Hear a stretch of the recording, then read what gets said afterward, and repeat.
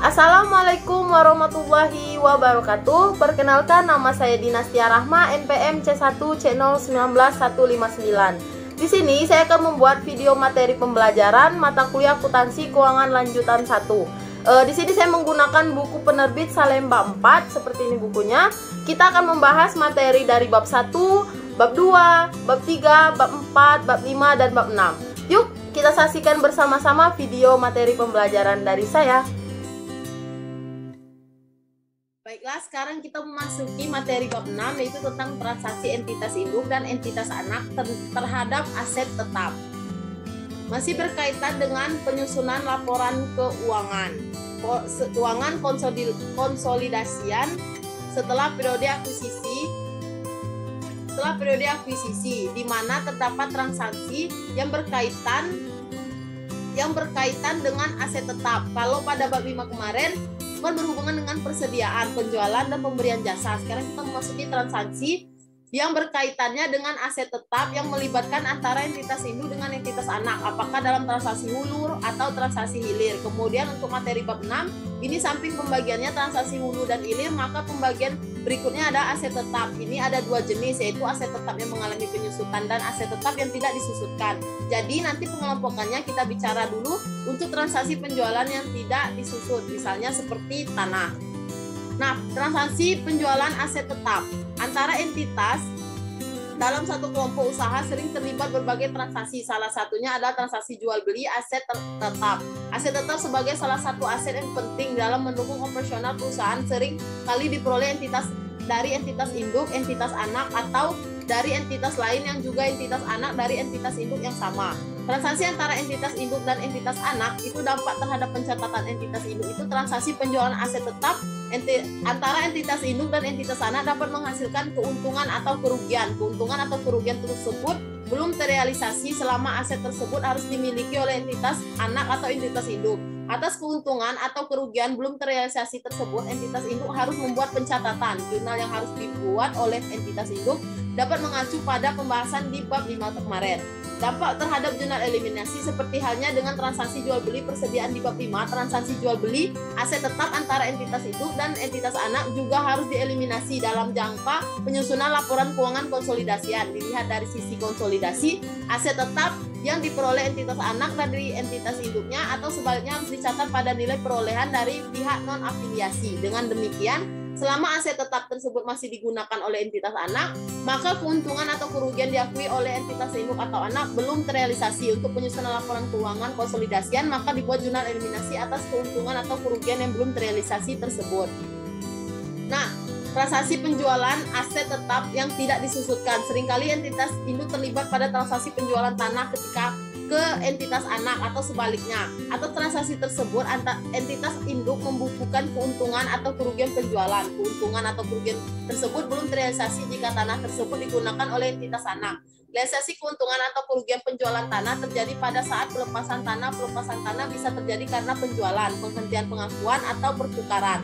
Jadi dampak transaksi penjualan aset tetap tidak disusutkan terhadap pencatatan entitas induk dan jurnal eliminasi. Contoh berikut memberikan gambaran komprehensif. Nah, ini ada contoh 6.1. Jadi ada 3 skenario yang mungkin baru skenario memungkinkan. Yang dicatat PT Induk adalah memperoleh keuntungan dengan mencatat kas 100 juta. Dengan mencatat kas 100 juta, kemudian dia akan menghapus tanahnya di posisi kredit sebesar harga perolehannya itu 900 juta. Lalu untuk perusahaan anak akan mendebitkan tanah senilai 1 miliar dan mengeluarkan kas 1 miliar. Dan untuk transaksi anak menjual kepada non-afiliasi itu ada transaksi penjualan, maka dia akan mencatat kas 1,2 miliar, tanah 1 miliar, dan keuntungan 900 juta. Itu baru proses pencatatan akuntansi, bukan proses penyusunan laporan keuangan konsolidasian. Yang muncul dalam laporan konsolidasian adalah tanah yang diperoleh induk dari non-afiliasi sebesar 900 juta. Kemudian bukan transaksi yang melibatkan induk dan anak. Mau menyusun laporan keuangan konsolidasian itu, maka setelah akuisisi maka kita perlu mencatat neraca saldo seperti ini. Nah, neraca saldo antara transaksi hulu penjualan aset tetap yang tidak disusutkan. Pada contoh 62 ini transaksi hulu penjualan tanah. Sedikit informasi tambahannya. Nah, prosedur konsolidasi tahun pertama pencatatan PT Nusantara, di mana pada saat tanggal 1 Januari itu investasi pada PT Andalas sebesar 900 juta, pada kas 900 juta. Lalu pada 31 Desember 2015 investasi pada PT Andalas 150 juta, bagian laba atas PT Andalas 150 juta. Nah, pada 31 Desember 2015 itu mencatat kas 37.500.000, investasi pada PT Andalas 37.500.000. Selama periode 2015 terdapat transaksi hulu, yaitu penjualan oleh PT Nusantara ke PT Andalas seharga 150 juta. Atas penjualan tanah tersebut PT Nusantara membukukan keuntungan sebesar 30 juta.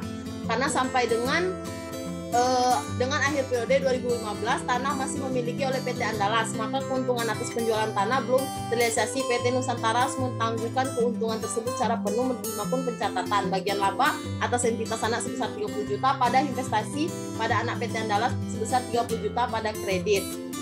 Nah, mau menyusun laporan keuangan konsolidasi setelah akuisisi, maka kita perlu data neraca saldo seperti yang konsolidasi pada tabel 6.6 ini. Nah, ini kertas kerja konsolidasinya. Kemudian kita masuk ke prosedur konsolidasi tahun kedua atau 2016 karena tanah sudah terjual. Non afiliasi pencatatan PT Nusantara, kemudian jurnal eliminasi yang dilakukan. Di sini juga ada tambahan kasus untuk tanah dijual 2016. Dapat kita saksikan bersama. Nah, ini ada tabel perhitungan jurnal eliminasi, di mana jurnal eliminasi merupakan jurnal eliminasi dasar yang dibuat untuk mengeliminasi bagian laba dan dividen PT Nusantara dan kepentingan non-pengendali serta investasi awal PT Nusantara di PT Andalas. Jurnal eliminasi juga dibuat untuk mengeliminasikan keuntungan penjualan tanah yang masih belum terrealisasi sampai dengan akhir 2016. Nah, ini kertas kerja konsolidasinya. Nah, tabel perhitungan jurnal eliminasi. Tidak ada jurnal eliminasi untuk menghapus dampak transaksi penjualan tanah antara PT Nusantara dan PT Andalas karena tanah telah terjual sehingga keuntungan penjualan tanah yang dibukukan PT Nusantara pada tahun 2015 telah terrealisasi. Nah, sekarang kita lanjut ke transaksi hilir. Kalian menjual tanah adalah anak, jadi anak yang jual ke induk, maka akan ada pencatatan keuntungan yang dicatat oleh anak, tapi tidak semuanya dimiliki oleh induk. Maka ketika induk mencatat keuntungan yang belum terrealisasi, jangan dihitung 100%, tapi 75% kali nilai keuntungan dari penjualan tanah itu. Dengan penjualan bagian laba pada PT Andalas, kemudian investasinya pada PT Andalas 75%. Sesuai dengan kepemilikannya sampai ke prosedur konsolidasi pada tahun 2015.